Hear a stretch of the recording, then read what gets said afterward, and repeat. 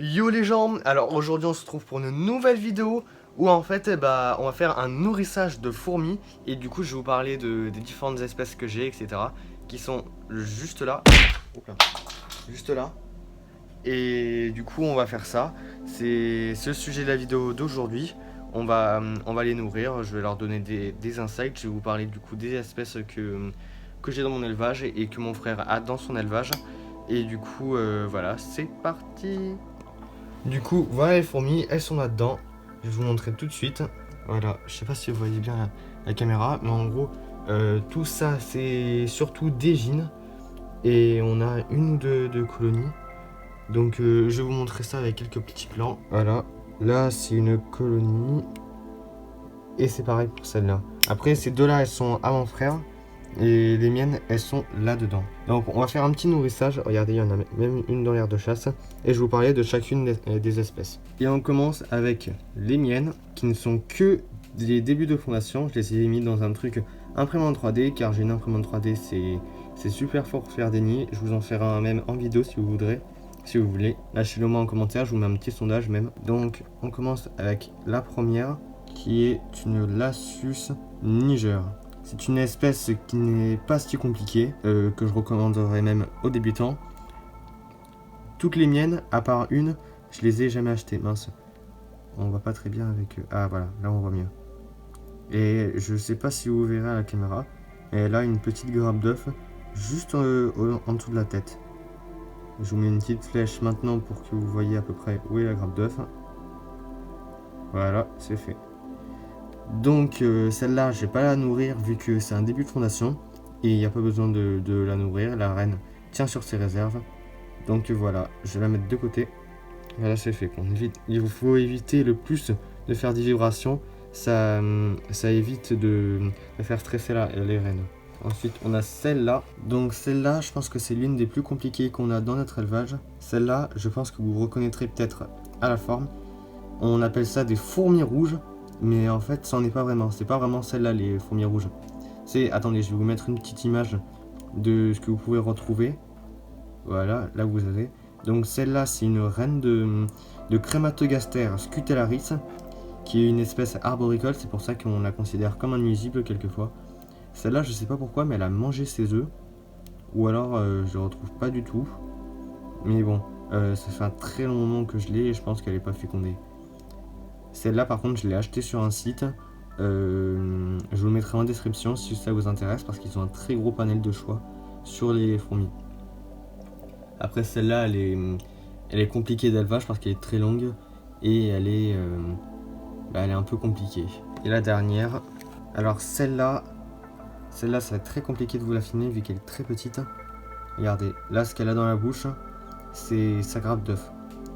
C'est comment ça s'appelle, une Solenopsis fugax, je pense, ou alors une Tetramorium semilave.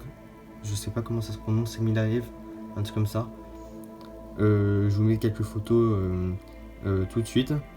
Et voilà, celle-là, je l'ai trouvée dans un essaimage. Regardez, elle a même encore une aile sur le côté, alors qu'elle est pourtant fécondée. Elle est jolie et je la conseillerais pour les débutants. Là, dans pas longtemps, je vais acheter une autre espèce, mais je vous en dites pas plus. On verra pour plus tard. Ensuite, on va passer aux espèces de mon frère. Désolé pour la qualité, c'est très sombre là actuellement. Mais bon, je pense que vous pouvez la voir. Celle-là, c'est une Lassus niger aussi, sauf que elle a encore les ailes. Et pourtant, elle est peut-être fécondée parce qu'elle a une grappe d'œuf. Pour savoir si elle est fécondée, normalement les œufs, il faut qu'ils aient grossi ou qu'il y ait des larves. Comme ça, on est sûr que la reine est fécondée et qu'elle pourra donner naissance à une colonie pendant peut-être 15 ans. Ensuite, mince, celle-là elle est morte. C'est la même espèce ces deux-là. Celle-là c'est une Phédole pallidula qui est une espèce, franchement, je la conseillerais aux débutants parce qu'elle est très rapide. Et là, vous le verrez peut-être pas, mince, il y a un focus qui se lance. Ouais, vous le verrez peut-être, mais en gros, il y a une immense grappe d'œuf, c'est-à-dire qu'elle avait des très grosses réserves et c'est excellent pour l'élevage de fourmis parce que cette espèce, elle est très rapide et le fait qu'elle ait une grosse grappe d'œuf, bah, c'est génial pour le développement. Ah oui, je vous ai pas parlé, si elles sont dans un tube comme ça, c'est un truc pratique pour leur élevage car elles ont une réserve d'eau qui est juste là Là en plus elle est dans un tube rechargeable, ça je vous en parlerai dans une prochaine vidéo. Où en fait il y a un morceau de coton qui se fait imbiber petit à petit pour que la reine puisse boire et hydrater ses larves. Et ensuite on passe à du gros calibre, l'une des espèces les plus grandes d'Europe, des Camponotus barbaricus. Celle-là, elle a mon frère aussi, mais putain, ce qu'elle est belle et ce qu'elle est prolifique. Là, vous ne verrez pas tous les cocons, toutes les larves, les nymphes, etc. qu'il y a en dessous. Je vous mets peut-être un rond pour vous indiquer. Mais en gros, voilà, il y a 1, 2, 3, 4, 5, 6 ouvrières. Et franchement, c'est génial. Il y en a même une dans l'aire de chasse. L'aire de chasse, c'est la partie que vous voyez là. Et c'est là où je donnerai à manger, etc. On va faire viteuf. Et celle-là, elle est dans une très grande aire de chasse. C'est des Formica. Je me souviens plus le nom de sous-espèce, mais je sais que c'est des Formica. Voilà, donc elles sont très petites, mais elles sont très agressives. Et le comportement est excellent. Par contre, là, vu que le tube il est assez sale, j'arrivais pas à voir combien il y en a. Et je crois qu'il y en a peut-être 4.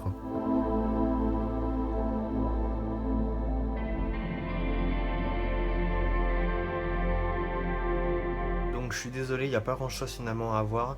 Elles sont pas trop en activité, donc du coup je vous ai fait quand même quelques plans en rapproché, je vous ai parlé des espèces.